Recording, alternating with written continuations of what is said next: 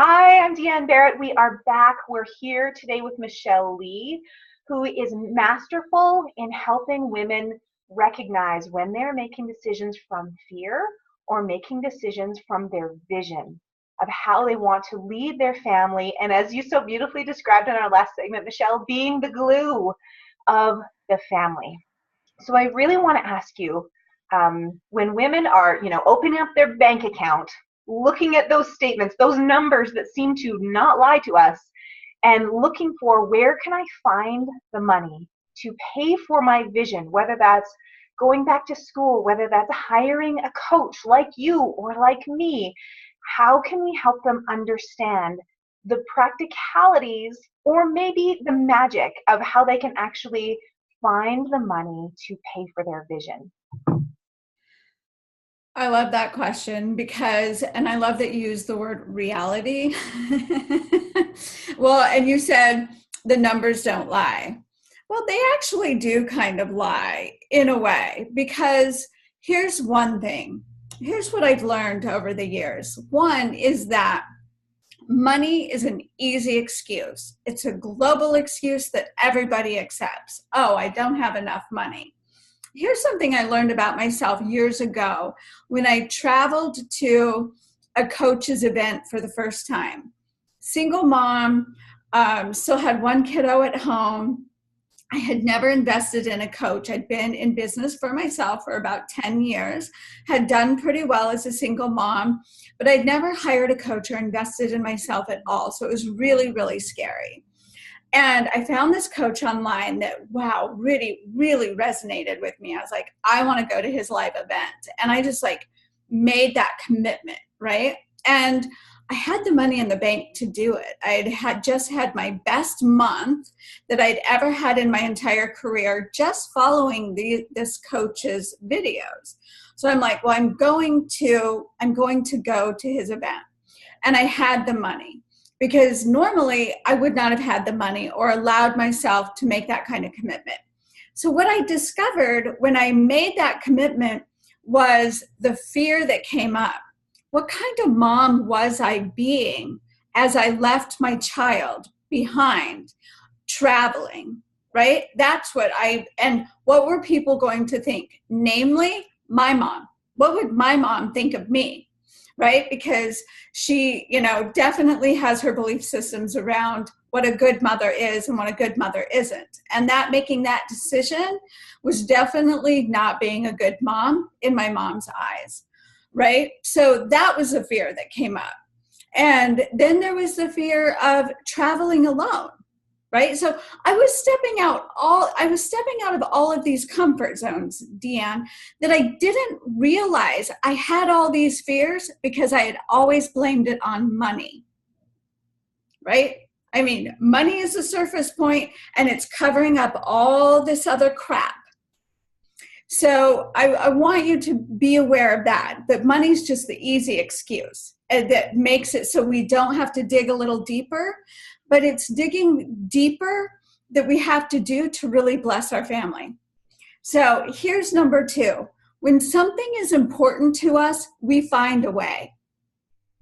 We find a way. When it's important, when, our kid needs to go to Italy because he was able to master on his soccer team, right? And they get to go to Italy, and that's like an expense we didn't expect. We would do that, wouldn't we? We would figure that out, whether it's taking out a credit card, taking out a loan, getting a second mortgage, right? So this is what I want your listeners to understand, is that you're just not valuing yourself enough to make the commitment because there's those other fears. And so when you see money as an obstacle, I invite you to run at it. And one of the biggest things I did at the end of 2016 is I said, money will never be an obstacle for me again. I will never make a decision based on money again. And I doubled my income that year. My income doubled that year, right? Simply because if something came into my realm, if I had an opportunity and I was like, yes, I want that. My family needs it. I need it. I figured out a way. And it wasn't credit cards.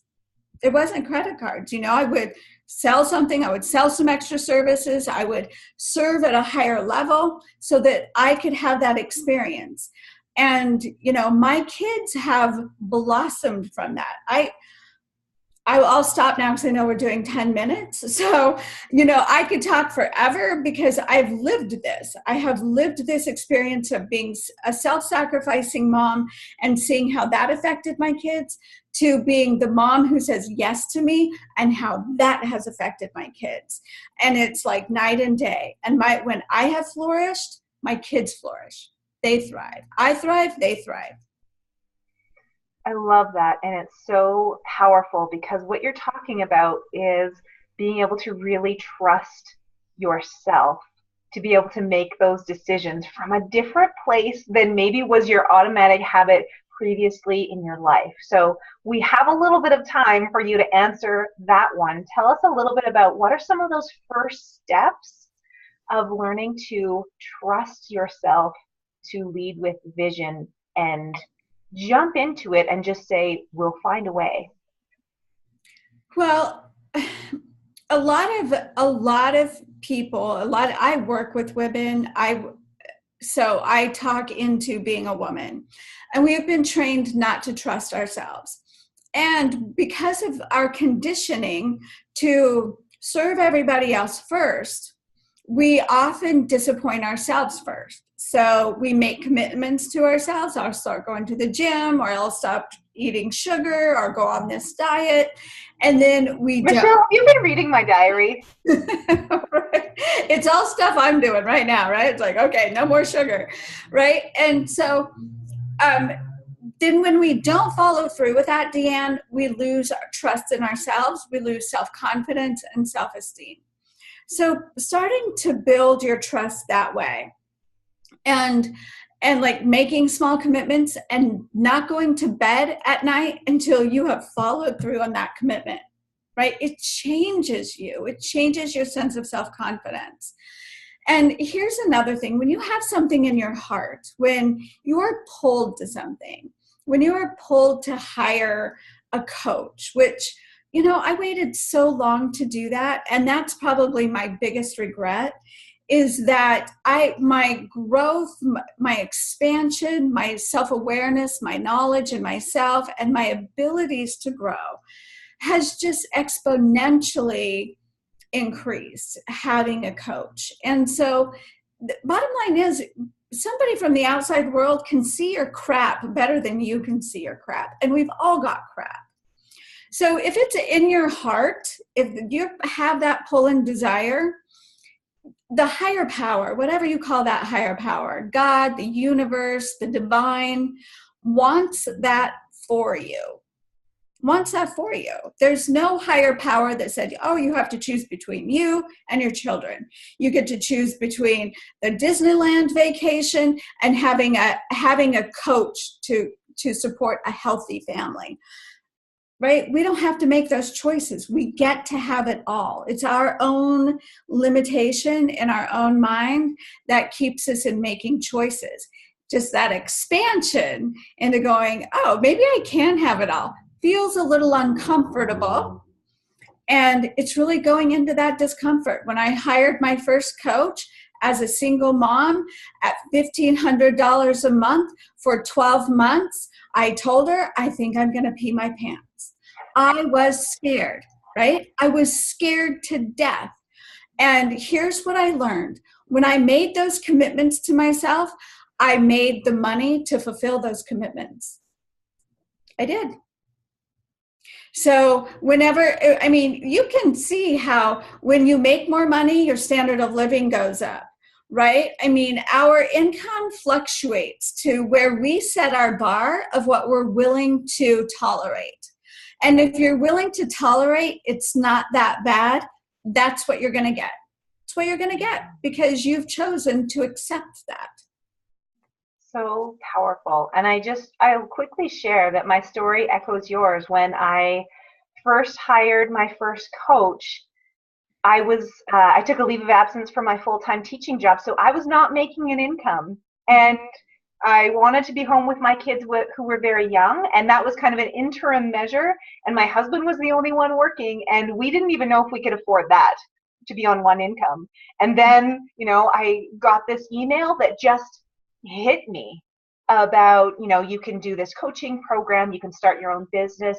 And I had never thought, even in the back of my mind, of starting my own business. But when I imagined how my life could look and how I could serve people through that, I just knew I had to do it. And I looked at my husband and I said, I don't know how we're going to make this work, but I have to do this. And bless his heart, he was in less resistance than I was. And he was like, then that's what you have to do. And so we jumped in, and as you described, we made it work. We really did. And from a person who has been really practical about money, and I avoided debt, I earned 3 university degrees without getting into debt because I did not want to be indebted to anyone. To then take this leap was a dramatic shift, but it was just all of me knowing that that's the direction I had to go. And that's why I'm talking to you today. That's why I'm even doing this work and serving this community of moms, is because my vision was stronger than my fear. And so that is the gift that I really want the women watching this to hear from both of us, moms who have been there, who have been in that place of, not putting ourselves first and now making the transition, how incredible it is on the other side of that. It really is. And the whole family benefits.